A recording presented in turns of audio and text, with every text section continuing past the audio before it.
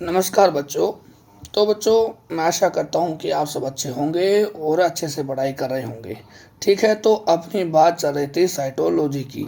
ठीक है, जिसमें अपनों ने 2 लेक्चर कंप्लीट कर लिए थे और लास्ट में अपनों ने बात की थी प्रोकैरियोटिक कोशिका। तो बच्चों, मेरी बातों को ध्यान से सुनिएगा कि जो प्रोकैरियोटिक कोशिका है, जो अपने पास प्रोकैरियोटिक कोशिका है, तो आपको कैसे पता चलेगा कि कौन सी प्रोकैरियोटिक कोशिका है। ठीक है, तो प्रोकैरियोटिक कोशिका का मतलब है बैक्टीरिया। क्या है बच्चों? बैक्टीरिया। और माइकोप्लाज्मा और साइनोबैक्टीरिया। साइनोबैक्टीरिया को अपने बीजे भी कहते हैं। यानी कि मैं माइकोप्लाज्मा, बैक्टीरिया, साइनोबैक्टीरिया या फिर मैं प्रोकैरियोटिक कोशिका बोलूं, इन सब का मतलब एक ही है। देखिएगा कि जो प्रोकैरियोटिक कोशिका है वो यूकैरियोटिक की तुलना में छोटी होती है। साथ ही साथ प्रोकैरियोटिक कोशिका तीव्र गति से गुणित होती है। गुणित का मतलब होता है कि अपना नंबर तेजी से बढ़ाती है, यानी कि 1 से 2, 2 से 4, 4 से 8, 8 से 16, इस प्रकार से अपना नंबर तेजी से बढ़ाती है। इनकी आकार तथा आकृति में बहुत ज़्यादा विभिन्नता होती है, यानी कि कोई आकार इनका फिक्स नहीं होता है। ये vary organism to organism vary करेंगे। ठीक है, तो और आकृति के आधार पर जो प्रोकैरियोटिक कोशिका है, यानी कि जीवाणु कोशिका है, वो 4 प्रकार की हैं। ठीक है, एक तो अगर वो गोलाकार है तो उसे आप कोकस कहोगे, अगर वो दंडाकार है तो उसे आप बेसिलस कहोगे, कोमाकार ऐसे इस प्रकार से है तो वो विब्रियो कहलाएगा, और अगर वो इस प्रकार से है तो वो क्या कहलाएगा? स्पाइरिलियम कहलाएगा। और स्पाइरिलियम में ये जो स्ट्रक्चर है इसे आप फ्लैजिला कहते हो। क्या कहते हो बच्चों? फ्लैजिला कहते हो। और फ्लैजिला जिसमें होती है वो मोटाइल हो जाता है, यानी कि वो क्या हो जाएगा? गतिशील हो जाएगा। यानी कोई बैक्टीरिया है, उसके पास फ्लैजिला है तो वो गतिशील है। क्या है बच्चों? गतिशील है। ये तो सिंपल सी बातें हैं। अब अपने बात करेंगे प्रोकैरियोटिक कोशिका की संरचना के बारे में कि ये होती कैसी है। देखो, इनकी संरचना है ना, बड़ी ही सिंपल होती है, परंतु प्रोकैरियोटिक जो सेल है उसका बिहेवियर, यानी कि उनका व्यवहार बड़ा ही कॉम्प्लेक्स है। सिंपल स्ट्रक्चर है परंतु इनका बिहेवियर बड़ा ही कॉम्प्लेक्स है। ठीक है बच्चों, तो अब देखिएगा अपने पास कोई प्रोकैरियोटिक कोशिका है। ये मैंने प्रोकैरियोटिक कोशिका बना रहा हूँ, ध्यान से देखिएगा। ये अपने पास कोई प्रोकैरियोटिक कोशिका है। ठीक है, ये सबसे बाहर वाली लेयर है। फिर उसके अंदर एक लेयर और होती है। ठीक है, उसके अंदर एक लेयर और होती है, उसे सेल वॉल कहते हैं। सबसे बाहर है उसे ग्लाइकोकैलिक्स, और उसके अंदर की ओर सेल वॉल, और सेल वॉल के अंदर की ओर एक लिविंग सेल की लेयर होती है, उसे प्लाज्मा मेम्ब्रेन कहते हैं। उसे क्या कहते हो बच्चों? प्लाज्मा मेम्ब्रेन कहते हैं। ये मैंने कहा प्लाज्मा मेम्ब्रेन है। ये अपने पास एक स्ट्रक्चर है, अंदर की अनफोल्डिंग से बनी हुई है। ठीक है, ध्यान से समझिएगा मेरी बातों को। अब मैं नाम लिखता हूँ, नाम बड़े इंपॉर्टेंट है। सबसे बाहर वाली लेयर को आप ग्लाइकोकैलिक्स कहते हो, ग्लाइकोकैलिक्स कहते हैं। ठीक है, ग्लाइकोकैलिक्स के जस्ट अंदर की ओर कोशिका भित्ति कहते हैं, सेल वॉल। क्या कहते हो बच्चों? Cell wall. और सेल वॉल के अंदर की ओर प्लाज्मा मेम्ब्रेन होती है। प्लाज्मा मेम्ब्रेन या कोशिका झिल्ली एक ही बात है। ये तीनों बाहर से अंदर की ओर, ग्लाइकोकैलिक्स, कोशिका भित्ति, प्लाज्मा मेम्ब्रेन, ये तीनों मिलकर प्रोटेक्शन का काम करती है। इन्हें अपने सेल इनवेलप कहते हैं, सेल इनवेलप कहते हैं। ठीक है, इन तीनों का काम एक साथ कहेंगे तो वो क्या है? प्रोटेक्शन देना है। ये तीनों क्या काम करती है बच्चों? सुरक्षा देती है। क्या करती है बच्चों? सुरक्षा देती है।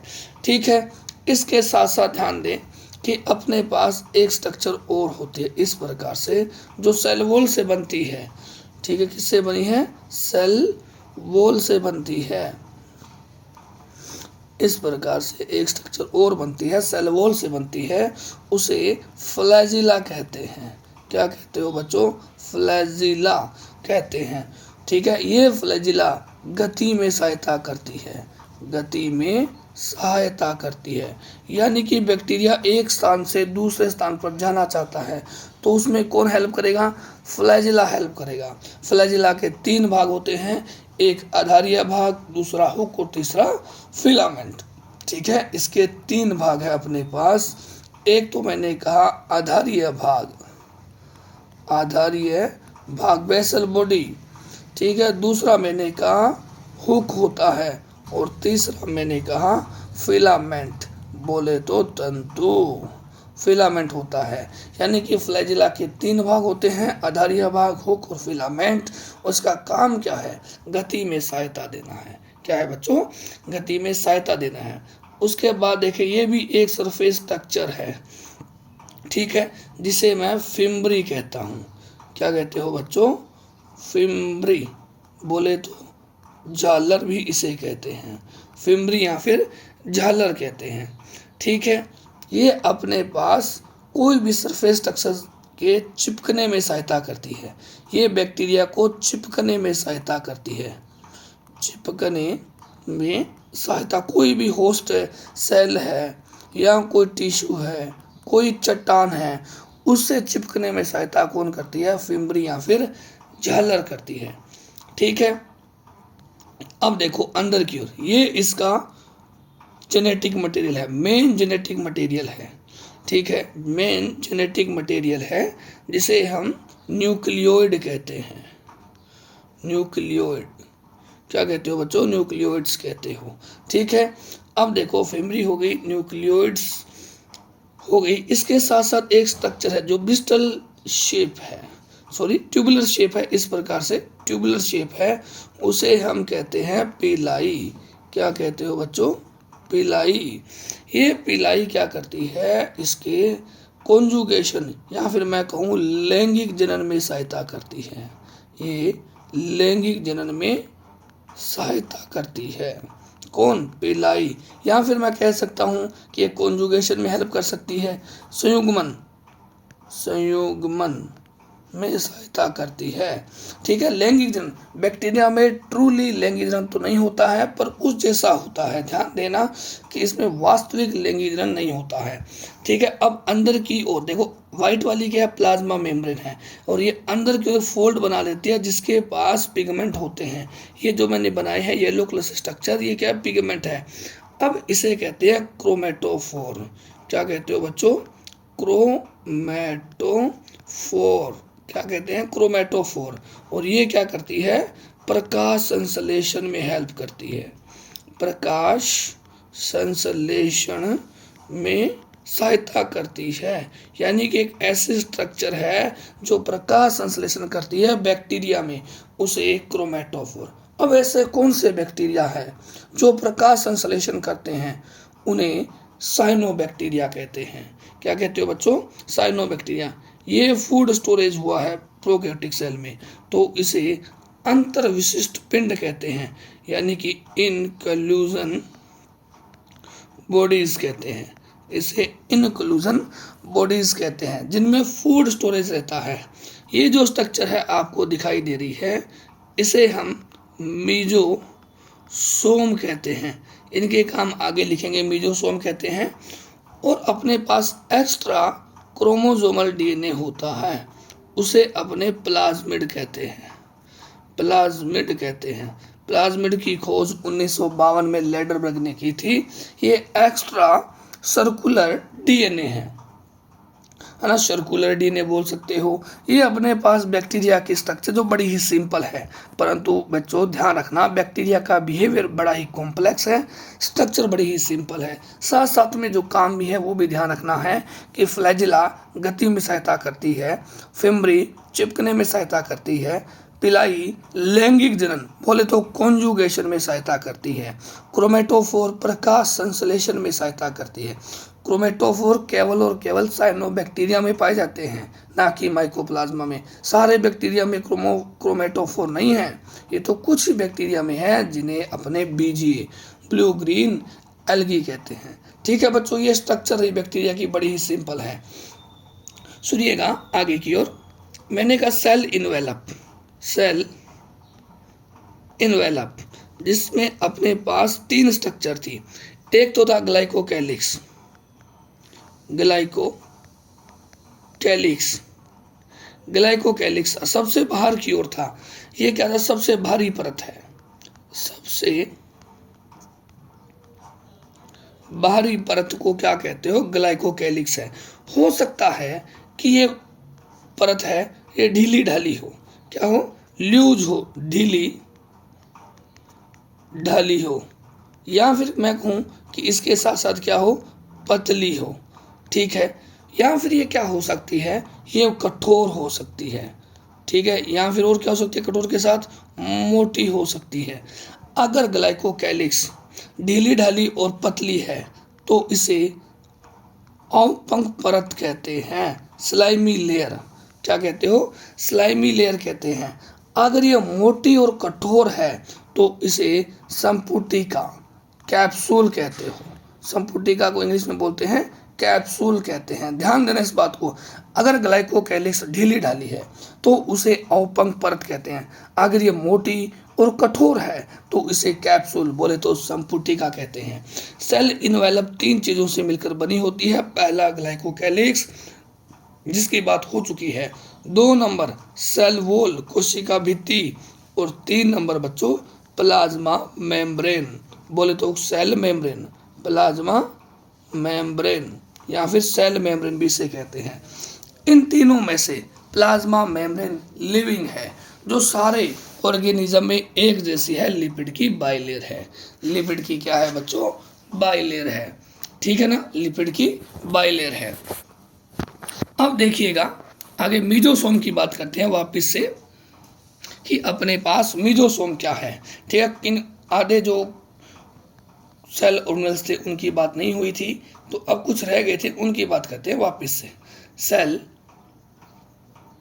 ऑर्गेनेल्स में है मीजोसोम, मीजोसोम, ठीक है। अब देखो, सरफेस एरिया के आधार पर, पृष्ठीय क्षेत्रफल के आधार पर, पृष्ठीय क्षेत्रफल के आधार पर मीजोसोम 3 प्रकार के हैं। आधार पर मीजोसोम 3 प्रकार के हैं, ठीक है। सीधा सा ध्यान रखना है कि पहला ये हो सकता है कि पुटिका का जैसा हो सकता है, 2 नंबर ये नलिका के रूप में हो सकता है, और 3 नंबर आपको ध्यान रखना है कि पटलिका के रूप में हो सकता है। अब आपसे पूछा जा सकता है कि मीजोसोम है क्या, ये प्लाज्मा मेम्ब्रेन के अंतर्वलन से बनते हैं। किसके बच्चों, प्लाज्मा मेम्ब्रेन, कोशिका झिल्ली, कोशिका झिल्ली के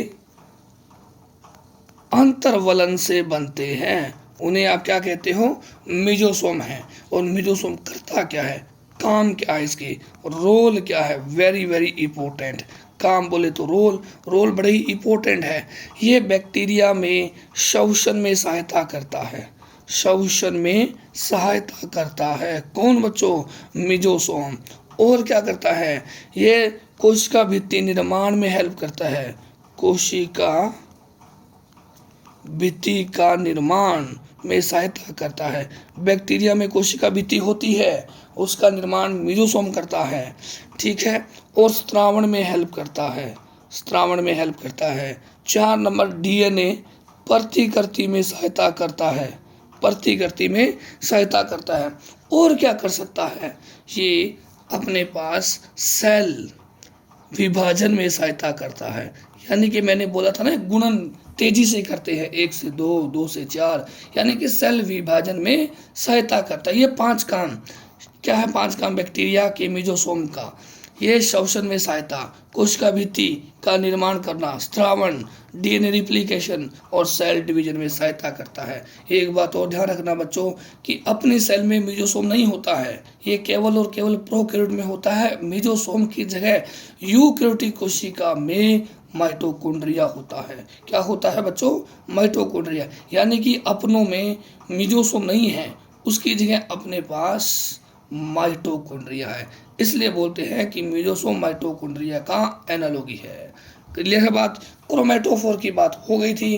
क्रोमेटोफोर अपने पास क्या थे, ये पिगमेंट सहित कुछ कोशिका ऑर्गेनल्स थे जो प्रकाश संश्लेषण में सहायता करते हैं। ठीक है, अब देखो एक नोट लगा के लिखना है कि पृष्ठीय संरचना कौन कौन सी है। पृष्ठीय संरचना की बात करना है कि बैक्टीरिया में पृष्ठीय संरचना कौन कौन सी है। तो मैंने कहा 3 पृष्ठीय संरचना है। एक तो फ्लैजिला है, ठीक है, फ्लैजिला गति में सहायता करता है। दूसरा मैंने कहा फिम्बरी है, फिम्बरी को बोलते हो आप झालर, जो चिपकने में सहायता करती है। और 3 नंबर है पिलाई, ठीक है, पिलाई है जो कॉन्जुगेशन में सहायता करती है। तीनों के काम, या फिर सीधा सा क्वेश्चन आ सकता है कि जो फ्लैजिला है वो क्या करती है। ठीक है, फिम्बरी का काम क्या है, चिपकने का। पिलाई का काम क्या है, सेक्सुअल रिप्रोडक्शन का है। क्लियर है बात, ये बातें आपको ध्यान में रखनी है। अब देखो आगे की ओर, प्लाज्मिड, प्लाज्मिड भी था अपने पास। प्लाज्मिड की खोज है ना 1952 में लेडरबर्ग ने की थी। खोज की जब मैं बात करता हूँ प्लाज्मिड की, तो 1952 में लेडरबर्ग ने की थी। और क्या है इसकी फीचर, प्लाज्मिड के फीचर, मैंने कहा एक्स्ट्रा, अतिरिक्त क्रोमोसोमल डीएनए है, अतिरिक्त गुणसूत्रीय डीएनए है। अतिरिक्त क्यों बोला, क्योंकि मेन डीएनए है बैक्टीरिया का, वो तो मैंने आपको बताया न्यूक्लियोइड है। अब प्लाज्मिड एक्स्ट्रा है, ये सभी बैक्टीरिया में नहीं होता है, कुछ ही बैक्टीरिया में होता है। और डीएनए रिप्लिकेशन में सहायता करता है, बोले तो प्रतिकृति में सहायता करता है। ठीक है, और डबल स्टैंडर्ड है। क्या है बच्चों, डबल स्टैंडर्ड है। सर्कुलर भी है, वर्ताकार, सर्कुलर भी है। कौन बच्चों, प्लाज्मिड की बात हो गई, सर्कुलर भी अपने पास प्लाज्मिड है। ठीक है, प्लाज्मिड की बात हो गई। अब देखो इनक्लूजन बॉडीज के बारे में बात करते हैं। बोले तो अंतर्विशिष्ट पिंड, इनक्लूजन बॉडीज। ठीक है बच्चों, मैं लिख रहा हूँ इंग्लिश में पर हिंदी में बोल भी रहा हूँ साथ साथ में। इनक्लूजन बॉडीज का मतलब होता है इंतर्विशिष्ट पिंड। अब देखो एक बात सुनिएगा, प्रोकैरियोट में कोई भी झिल्ली युक्त कोशिकांग नहीं पाए जाते हैं। तो यूकैरियोट में ऐसा नहीं होता है, यूकैरियोट में तो झिल्ली युक्त कोशिकांग पाए जाते हैं जिनमें फूड स्टोरेज हो जाता है। बैक्टीरिया में ऐसा नहीं होता है। तो ये फूड स्टोरेज करते किस में है, तो मैंने कहा ये भोजन संग्रह करती है, भोजन संग्रहण करती है बैक्टीरिया में। ठीक है, करती है कौन, इनक्लूजन बॉडीज। इसके एग्जाम्पल क्या है, सल्फर ग्रेन्यूल, सल्फर ग्रेन्यूल से कणिकाएं, फोस्फोरस कणिकाएं हैं, साइनोफाइसियन कणिकाएं हैं।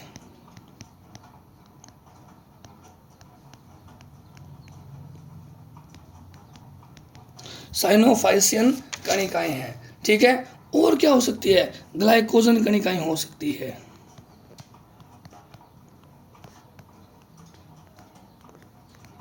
और क्या हो सकती है बच्चों, गैस वैक्यूल हो सकती है, गैस वैक्यूल हो सकती है। ये अपने पास इतनी चीजें हैं जो क्या करती है, फूड स्टोरेज करती है बैक्टीरिया में। एग्जाम्पल है इनक्लूजन बॉडीज के, सल्फर ग्रेन्यूल्स, फॉस्फेट कणिकाएं, साइनोफाइसिन कणिकाएं, ग्लाइकोजन कणिकाएं, गैस वैक्यूल्स है। ठीक है बच्चों, तो ये अपनी प्रोकैरियोटिक कोशिका कंप्लीट हो गई है। अब बात करेंगे अपने सेल के ऑर्गेनल्स की बात करेंगे। ठीक है, तो बच्चों आज के लिए मात्र इतना ही, बाकी बातें अगली क्लास में। इसी प्रकार की स्टडी करने के लिए हमारे साथ जुड़े रहिएगा। धन्यवाद।